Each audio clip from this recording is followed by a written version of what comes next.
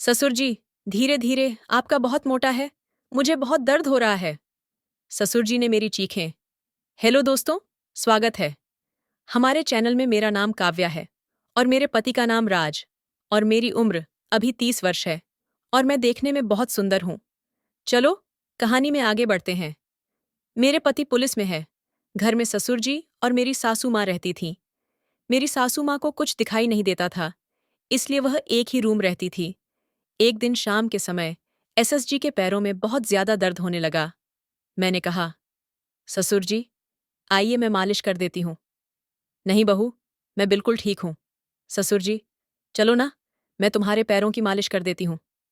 ठीक है बहू, मुझे अपने रूम में ले चलो, वहां कर देना मालिश। मैंने ससुर जी को हाथ पकड़कर सहारा देते हुए उनके रूम में ले गई। उनकी पैरों की मालिश की। बहू जरा ऊपर करो, मालिश ऊपर ज्यादा दर्द हो रहा है। ससुर जी कहाँ? बहू घुटनों के थोड़ा सा ऊपर। हाँ ससुर जी, मैं सब कर दूंगी, आप टेंशन मत लो। मालिश करने के बाद मैं अपने कमरे में जा रही थी सोने के लिए, तभी ससुर कहने लगे, बहू तुम यहीं पर सो जाओ, मेरी देखभाल कौन करेगा? ठीक है ससुर जी, आज मैं यहीं पर सो जाती हूँ। ससुर जी को मैं अच्छा समझकर सो गई, लेकिन मैं जब सुबह उठी तो मेरे बाल उलझे थे। मेरे गाल पर ऐसा लग रहा था जैसे किसी ने रसमलाई समझकर इस स्वाद लिया हो। मैंने मेरे ससुर को देखा तो वह गहरी नींद में सोए थे। मैं उनके पास गई और कहा, ससुर जी, देखो ना, मेरी तरफ मैं इतनी बदल कैसे गई हूं। यहां कोई आया था क्या? नहीं बहू, यहां तो कोई भी नहीं आया। दरवाजा तो अंदर से बंद था। बहू, ये तुम्हारा भ्रम है, लेकिन मेरे निचले हिस्से में भी बहुत दर्द हो रहा था, जैसे बहुत बड़ा था। ससुर जी, बात मेरी नहीं है, मेरे निचले खजाने के मजे किसी ने लिए ऐसा लग रहा है। लेकिन बहू, यहां तो मैं सिवा कोई नहीं था। मैं भला अपनी बहू के साथ यह सब कैसे कर सकता हूं? मुझे पता है ससुर जी, तुम बहुत अच्छे हो, लेकिन मैंने ससुर को बिना बताए एक कैमरा लगाकर रखा था। सोने से पहले मुझसे चले भी नहीं जा रहा था, लेकिन मैं किसी तरह अपने रूम में गई और फिर कैमरा चेक करने लगी। कैमरा चेक करने के बाद मैं चौंक गई, क्योंकि रात के करीब एक ससुर जी मेरे पास पास आकर मेरे खजाने को खोलकर मजा ले रहे थे। ये सब देखकर मुझसे रहा नहीं गया। मैं ससुर जी के पास गई। ससुर जी उस समय सोए थे। मैंने कहा, ससुर जी, जरा उठी तो ये क्या है? मैंने उनको कमरे में जो सब कुछ हुआ वह दिखाया।